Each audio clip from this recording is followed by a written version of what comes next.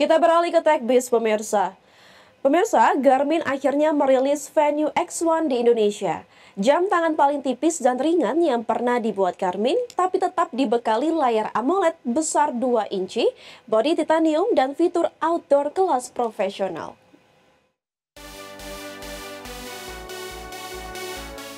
Garmin akhirnya merilis Venue X1 di Indonesia. Jam pintar paling tipis dan ringan yang pernah dibuat Garmin, tapi tetap dibekali layar AMOLED besar 2 inch, bodi titanium, dan fitur outdoor kelas profesional. Garmin Venue X1 punya ketebalan hanya 8 mm dan desain persegi panjang yang elegan. Dua pilihan warna yaitu black dan mouse dipasangkan dengan tali nilon comfort fit 24 mm yang mudah dilepas pasang. Bagi yang suka aktivitas outdoor, Venue X1 punya peta topo seluruh dunia yang bisa diakses offline. Fitur navigasinya lengkap mulai dari Trackback, Climb Pro, Sight and Go, sampai aklimasi ketinggian. Ada juga fitur keselamatan seperti live track, live sharing, dan incident detection yang bikin pengguna tetap bisa terhubung saat menjelajah. Untuk para golfer, Venue X1 ibarat caddy digital di pergelangan tangan. Ada lebih dari 43.000 peta lapangan golf, Place Like Distance 2.0 yang bantu hitung jarak realistis, hingga green contour yang menampilkan detail kontur permukaan green, ditambah virtual caddy, hazard view, dan arah angin. Ada fitur running tolerance dan running economy yang pantau dampak latihan ke tubuh. Venue X1 juga dilengkapi speaker dan mikrofon bawaan untuk telepon langsung dari jam atau aktifkan voice assistant. LED flashlightnya juga praktis untuk cari barang tempat gelap. Untuk dayanya, Garmin tetap menjanjikan baterai yang tahan hingga 8 hari dalam mode smartwatch. Garmin Venue X1 sudah tersedia di Indonesia dengan harga Rp13,43 juta. Bagi sumber ADX Channel.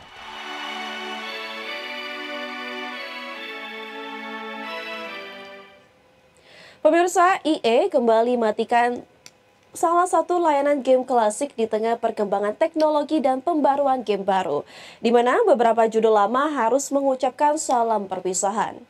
Electronic Arts mengumumkan penutupan salah satu game balap legendaris, Need for Speed Rivals, resmi ditarik dari dunia online tahun ini.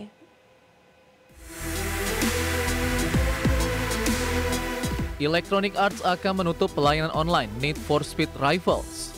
Penutupan berlaku mulai 7 Oktober 2025 untuk semua platform utama, termasuk versi PlayStation 4, Xbox One, dan kemungkinan juga PC serta Xbox 360.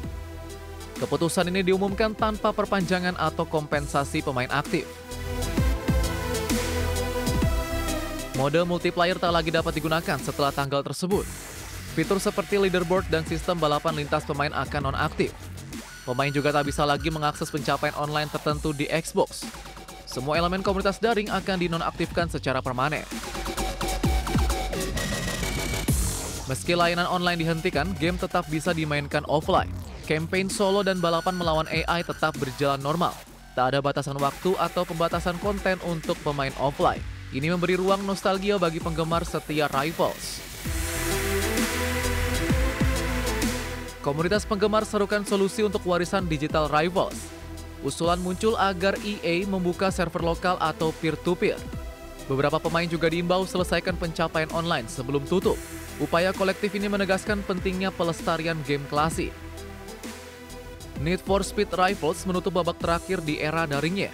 Tersisa kenangan multiplayer yang telah membentuk komunitas penggemar. Penutupan ini jadi pengingat bahwa layanan digital tak berlangsung selamanya. Namun semangat kompetisi dan adrenalin Rivals akan tetap hidup di mode offline. Berbagai sumber IDX Channel. Pemirsa, Abixlad merilis controller S8. Controller ini bisa kompatibel ke perangkat mobile seperti smartphone dan tablet. Abixlad S8 mengusung desain grip ergonomis yang terinspirasi dari controller konsol genggam. Abixlad merilis kontrol S8 yang bisa menjadi solusi untuk gamer yang kurang puas dengan kontrol Nintendo Switch. Menariknya, kontrol ini juga bisa kompatibel ke perangkat mobile seperti smartphone dan tablet.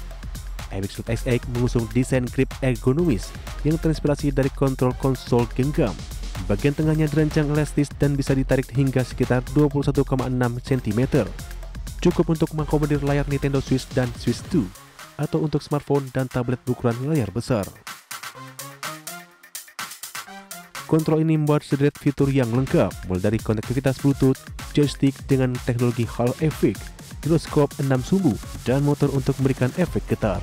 Di bagian belakang juga bisa ditemukan 2 tombol tambahan yang bisa dikustomisasi sesuai gaya permainan gamer. Epic Store menyediakan aplikasi mobile untuk mendukung kompatibilitasnya dengan perangkat smartphone atau tablet dengan sistem operasi Android dan iOS. Epic Store SX dijual pre-order dengan harga Rp978.000 dari harga normalnya sebesar Rp1,64 juta. Berbagai sumber untuk IDX Channel. Pengembang 91X resmi mengumumkan akan merilis permainan aksi BlazBlue Entropy Effect untuk seluler di iOS melalui App Store dan Android melalui Google Play pada 22 Juli mendatang. Adapun game ini pertama kali diluncurkan di Early Access untuk PC melalui Steam pada tanggal 15 Agustus 2023. Pengembang 91X resmi mengumumkan akan merilis permainan aksi BlazBlue Entropy Effect untuk seluler di iOS melalui App Store dan Android melalui Google Play pada tanggal 20 Juli 2025. BlazBlue Entropy Effect pertama kali diluncurkan di Early Access untuk PC melalui Steam pada tanggal 15 Agustus 2023. Diikuti dengan perilisan penuhnya pada tanggal 31 Januari 2024. Sama seperti versi PC-nya, BlazBlue Entropy Effect Mobile akan menghadirkan 14 karakter yang dapat dimainkan sejak awal, lengkap tanpa ada pemotongan konten. Pemain bisa langsung bermain secara gratis sebagai 3 karakter awal, yakni S, Mai, atau Hipki. Karakter-karakter lainnya bisa dibuka melalui sistem pembelian dalam gym menggunakan mata uang khusus bernama Analyzer tanpa mekanisme gacha, sehingga setiap pembelian bersifat langsung dan transparan.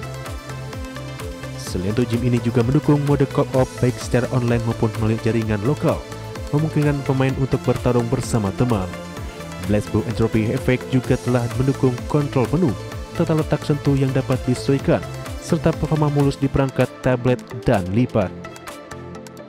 Dukungan multibahasa juga tersedia untuk pemain seluler termasuk dalam bahasa Inggris, Prancis, Jerman, Jepang, Portugis, Rusia, Mandarin, serta Spanyol.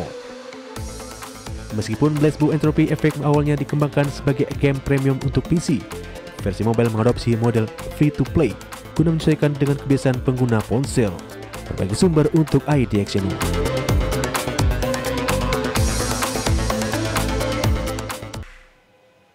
Dan pemirsa, sudah 30 menit kami menemani Anda dalam IDX First Session Closing. Perbarui tulis informasi Anda hanya di IDX Channel, your trustworthy and comprehensive investment reference. Jangan lupa saksikan program Second Session Closing yang akan tayang pada pukul 15.30 waktu Indonesia bagian Barat. Karena urusan masa depan harus terdepan, aku investor saham. Saya Vina Munawar, terima kasih dan sampai jumpa.